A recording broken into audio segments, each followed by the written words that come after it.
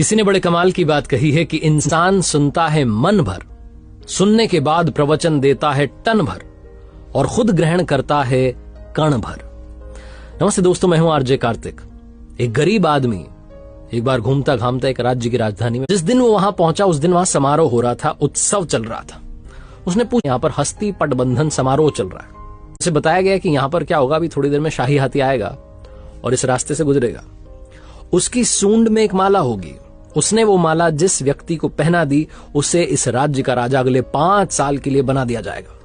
जहां इस व्यक्ति में क्या पता अपनी किस्मत चमक जाए, और शायद आज मेरा दिन है कि मैं खड़ा हो गया लाइन में। जैसे ही वो हाथी आया, शायद उस दिन प्रभु को यही मंजूर था, यही कृपा थी। हाथी आया, उसकी सूंड में माला थी, उसने वो माला इस गरीब आदमी को पहना दी।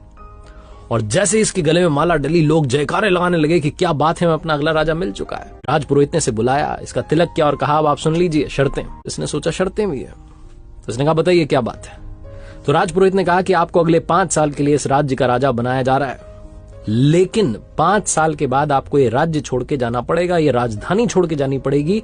जंगल में एक नदी है जिसमें बड़े बड़े मगरमच्छ घड़ियाल हैं, वो उनसे मुकाबला करना होगा, अपनी ताकत दिखानी भी। पार करके जंगल में उस तरफ एक गांव है, प्यारा सा सुंदर सा, वहां जाके अपना जीवन बिता सकते हैं। अपना जीवन गंवा चुके हैं। क्या आप गरीब आदमी, इसके पास खोने के लिए कुछ नहीं, गंवाने के लिए कुछ नहीं। इसने अपने जीवन को सोचा, लाइफ को 5 साल तो राजा रहेंगे, फिर कुछ डिसाइड कर लेंगे। कुछ 5 साल के लिए राजा बनने के लिए तैयार हो गया, और इसने 5 साल अपने जीवन के जो सबसे बेहतरीन साल थे उसमें बहुत अच्छे से काम किया, सबका ख्याल रखा, सबका ध्यान रखा, सबका फेवरेट बन गया। और 5 साल कब खत्म हो गए पता नहीं चला। विदाई का दिन आ गया, लोगों की आंखें भर आई, कितना अच्छा राजा हमें छोड़ के जा रहा है। कहनी पड़ेगी, वो नदी जो है उसमें मगरमच्छ घड़ियाल सब मिलेंगे, क्या पता मर ना जाए। ढोल नगाड़ों के साथ में विदाई हुई, जंगल में पहुंचे। उस नदी के इस किनारे पर इसकी विदाई के लिए लोग तैयार थे, लेकिन जैसे ही इसने प्रणाम किया सबको कि धन्यवाद, बहुत अच्छा रहा, चलने लगा, तो लोग चौंक गए। ये खुशी खुशी नदी पार कर रहा था, क्योंकि इसने उन 5 साल तैयार करवा दिया था। लोग वापस प्रसन्न हो गए कि चलो सुरक्षित रहेंगे, राजा साहब हाँ रहेंगे, लेकिन अच्छे से रहेंगे। कहानी राजा की और नदी की नहीं है, कहानी आपकी हमारी है।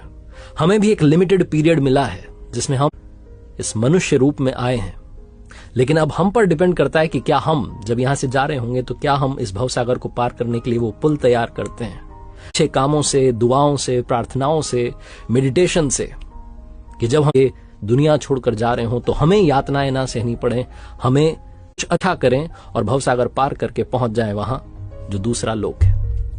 ये छोटी सी कहानी बस यही सिखाती है कि अच्छे कर्म करते चलिए, दुआएं कमाते चलिए, बाकी सब वो देख लेगा। एक बार फिर से वही बात कहूंगा जो अक्सर कहता हूं, अपनी सच्ची मेहनत, अपनी फैमिली के प्यार और ऊपर वाले के आशीर्वाद के साथ कर दिखाओ कुछ ऐसा कि दुनिया करना चाहे आपके जैसा।